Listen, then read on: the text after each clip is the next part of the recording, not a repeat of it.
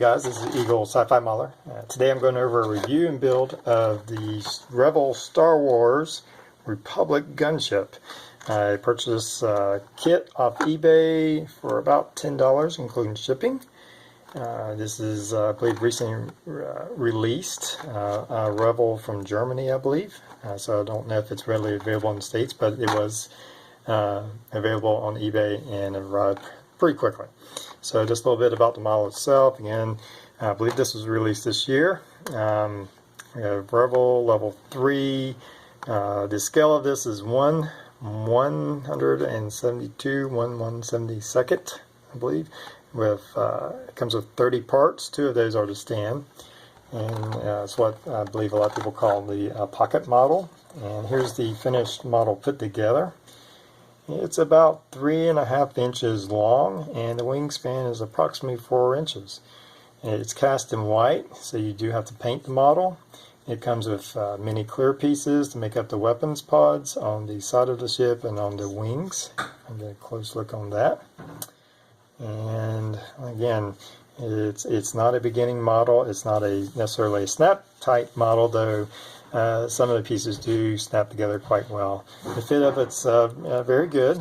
Some minor gaps which I could have filled here behind the cockpit, and you'll have a little bit of seam work to do, but overall fit pretty well. You have to be careful. These weapons are quite fragile, and they'll bend and break if you're not careful with them.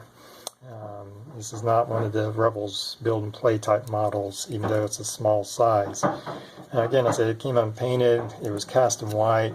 I left the white alone. I didn't put a white base coat on it, and I painted in, masked off and painted in with my airbrush the red and different grays. I just kind of freehand painted some of the grayish blue accents on here.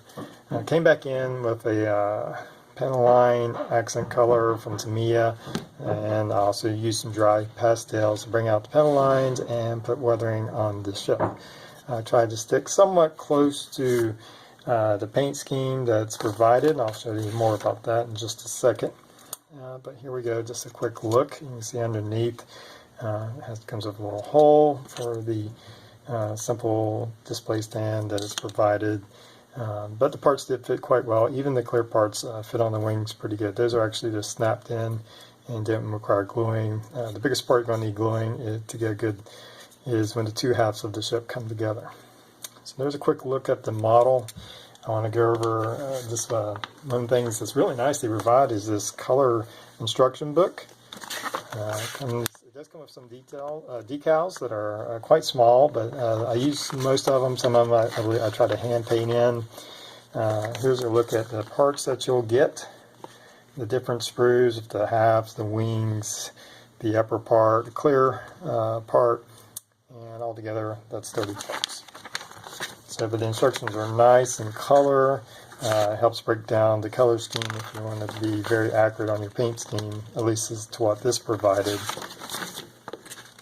And also where your decals go. So that was very nice. And again, it was only $10, and it came in this little box, and turned out to be a very nicely detailed model, given its small size. Again, it's not one of those Revell's play, snap together play models. It's somewhat fragile, so you don't want to be too rough with that. But it's a nice looking model, has nice detail.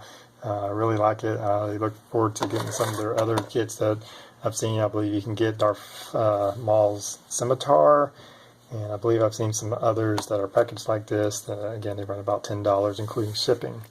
So there you go. And just a little quick review and build of the Revell's Republic Gunship. And have a good one, and we'll talk to y'all soon.